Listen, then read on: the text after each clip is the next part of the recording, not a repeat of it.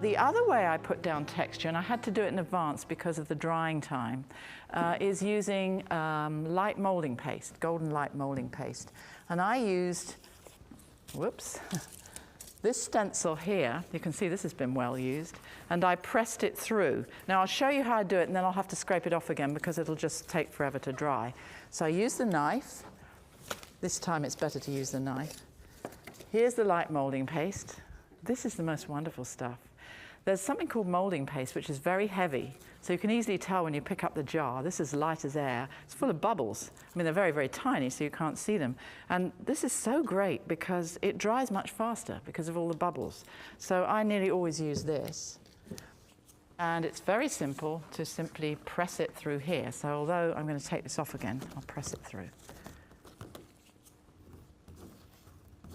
Just press it through there.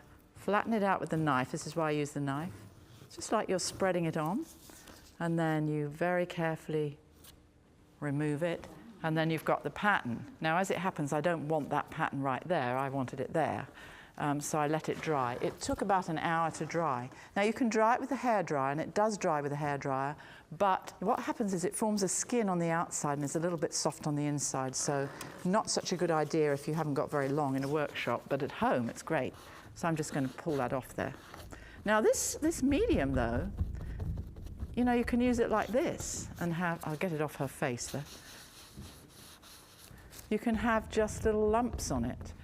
This painting here, which was another demo I was working on in another class, I have a lot of that just here. That's all it is. It's some molding paste with my fingers just put on and taken off quickly, and it makes little lumps all over it. And here I went in with my nails. So it just makes this kind of random texture. Here is tissue paper on here, and here's a heavy gel medium. So I'm going to use some heavy gel medium. Heavy gel medium.